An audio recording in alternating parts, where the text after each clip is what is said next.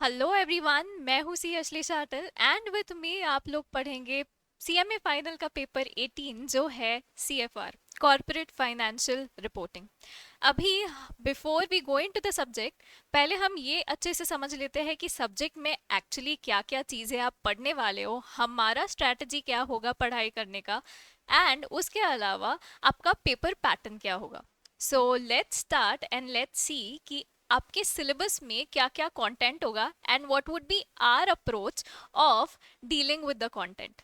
तो पहले हम सिलेबस देखते हैं, उसके बाद मैं आपको बताती हूँ कि हम लोग कैसे सारे टॉपिक्स कवर करेंगे, और फिर उसके बाद हम लोग ना पेपर पैटर्न डिस्कस करने वाले हैं।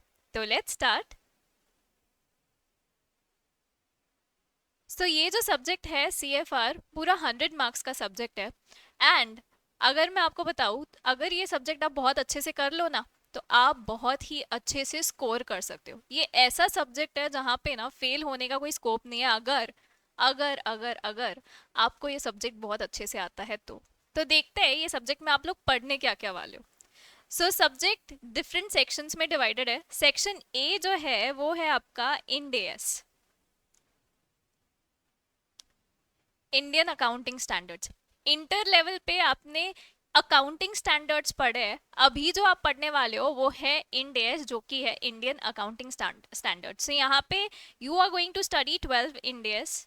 सो 12 इंडेस जो आप पढ़ने वाले हो, और इसका वेटेज है 25% अप्रोक्सीमेटली। सो इंडेस में से कंपलसरीली क्वेश्चन आता है आपके एग्जाम में। अभी तक आपने जो भी पढ़ा है नॉर्मल अकाउंटिंग स्टैंडर्ड्स के हिसाब से पढ़ा है, अभी फाइनल लेवल पे आप जो भी पढ़ोगे इंड एएस के हिसाब से पढ़ोगे। सो सेक्शन ए हो गया हमारा इंड एएस, जिसमें हम कवर करने वाले हैं 12 इंड एएस। उसके बाद सेक्शन बी जो है it is about valuation of shares, accounting and reporting of financial instruments और NBFCs. So accounting of financial instruments जो है यहाँ पे हम और 3 इंडेस पढ़ेंगे, 32, 107 एंड 109। सो ये 3 इंडेस हम पढ़ने वाले हैं सेकंड सेक्शन जो है आपका वहाँ पे अकाउंटिंग ऑफ फाइनेंशियल इंस्ट्रूमेंट्स में। फाइनेंशियल इंस्ट्रूमेंट्स वाला इंडेस एक बहुत ही इंटरेस्टिंग इंडेस है। हाउएवर ये वाला जो टॉपिक है इसमें से आपको न्यूमेरिकल्स मतलब प्रैक्टिकल क्वेश्चंस पूछे जाते हैं। ये वाला जो टॉपिक है यहाँ से थ्योरी प्रैक्टिकल दोनों टाइप के क्वेश्चंस पूछ सकते हैं, बट ये वाला जो टॉपिक है it is solely and solely practical वाला। अगर आप ये टॉपिक अच्छे से कर लो, आप काफी अच्छा स्कोर कर सकते हो एग्जाम में। मूविंग अहेड, सेक्शन सी जो है it is accounting for business combination and restructuring. तो यहाँ पे हम लोग बातें करेंगे अमालगमेशन की, मर्जर्स की, इंटरनल रीस्ट्रक्चर रिकंस्ट्रक्शन की। ये सारी टॉपिक्स जो है ये सारी चीजें हम लोग यहाँ पे कवर करने वाले हैं। Again this is a practical topic. और भाई अगर अकाउंट्स में आपका प्रैक्टिकल पे हाथ बैठ गया एक बार, तो आपका अकाउंट्स का पेपर ट्रस्ट में बहुत इजी जाएगा और बहुत अच्छा जाएगा। यहाँ पे हम बहुत सारे बिजनेस कॉम्बिनेशंस एंड रीस्ट्रक्चरिंग वाले अकाउंटिंग करने वाले हैं। मूविंग अहेड, सेक्शन डी जो है आपका it is about consolidated financial statement and separate financial statement. Consolidated financial statement कब बनाया जाता है? एक एंटिटी होल्डिंग सब्सिडरी का रिलेशन है, या फिर कोई जॉइंट वेंचर्स है, या फिर कोई एसोसिएट कंपनी का रिलेशन है, तो वहां पे consolidated financial statements come into picture. तो कंसोलिडेशन सीखने से पहले मर्जर्स एक्विजिशन सीखना बहुत ज़रूरी है, इसलिए पहले सेक्शन सी करना और सेक्शन सी पे कमांड होना बहुत ज़्यादा ज़रूरी है। उसी के बाद हम कंसोलिडेशन वाला टॉपिक जो है टच करेंगे। Again this is a practical topic. और यहाँ पे वापस हम थोड़े इंडियाज पढ़ेंगे, जैसे 27, 28, 110, 111, 112। ये वाले इंडेक्स जो है ना वो हम लोग यहाँ पे डील करेंगे, ठीक है।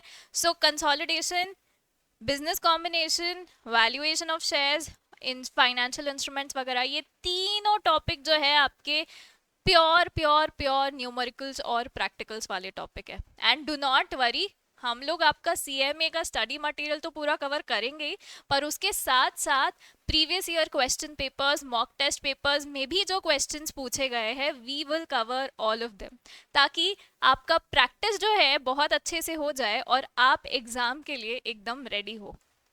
सेक्शन ई की बात करें तो this is about recent developments in financial reporting.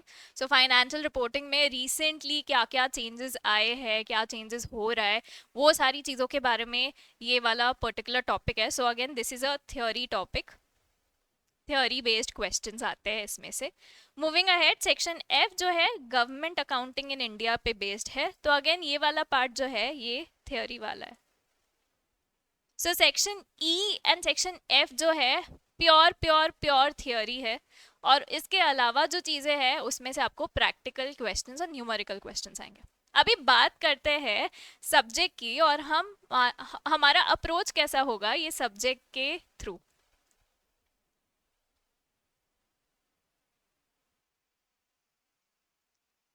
तो ये सारे टॉपिक्स जो आपने देखे हैं, सबसे पहले तो हम इनको कॉन्सेप्चुअली क्लियर करेंगे.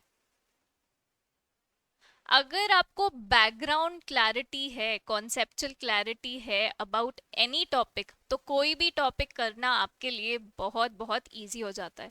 सो हमारा मेन फोकस होगा कॉन्सेप्चुअल क्लैरिटी पे, and we are also going to try and solve as many questions as possible, ताकि आपका प्रैक्टिकल वाला जो एस्पेक्ट है वो भी बहुत ही अच्छे से हम टेक केयर करें. So conceptual clarity will be the backbone of our classes. इसके अलावा जो चीज़ें हम लोग करने वाले हैं is solving past year questions, मतलब पिछले साल के क्वेश्चन पेपर्स के सारे क्वेश्चंस हम देखेंगे. मॉक टेस्ट पेपर्स के क्वेश्चंस हम लोग देखेंगे कौन से क्वेश्चंस और किस टाइप के क्वेश्चंस आप लोगों को पूछे गए. सो आपका एग्जाम जो है उसमें ऑब्जेक्टिव्स भी होते हैं और सब्जेक्टिव क्वेश्चंस भी होते हैं. So we are going to deal with all of it, and overall इतना इजी बना देंगे आप लोगों के लिए सब्जेक्ट कि कोई चांस ही नहीं कि आप CFR क्लियर ना करो. सो CFR की पढ़ाई हम ऐसे करेंगे कि CFR में तो पास होना ही होना है.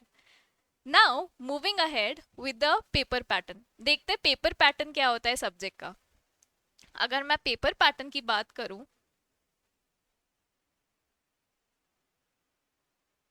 सो दो सेक्शंस में डिवाइडेड होगा आपका पेपर.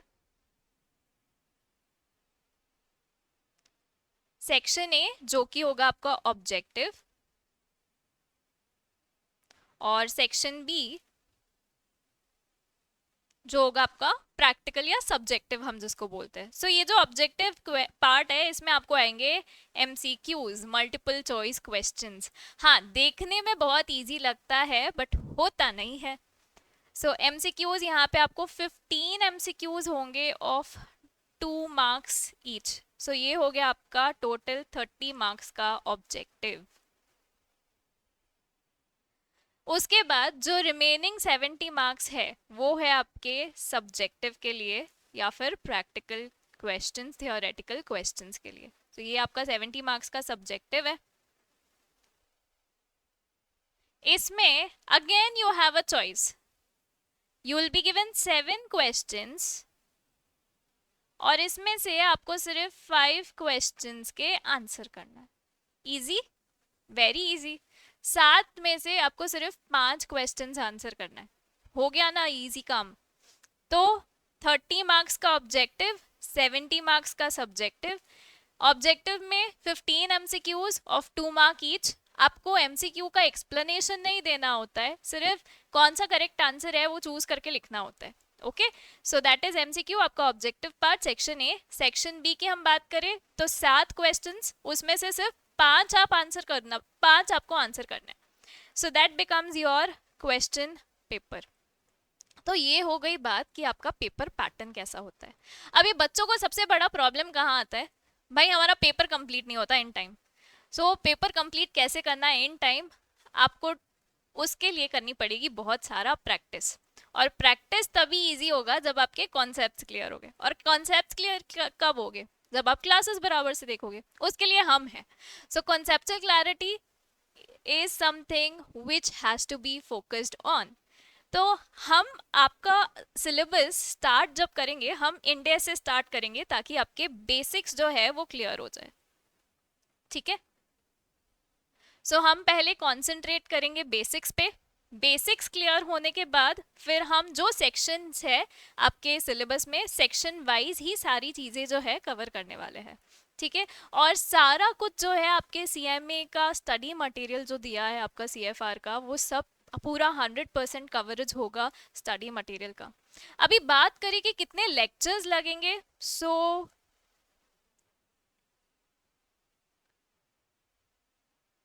75 to 80 लेक्चर्स लगेंगे हमको ये पूरा सिलेबस जो है वो कवर करने के लिए।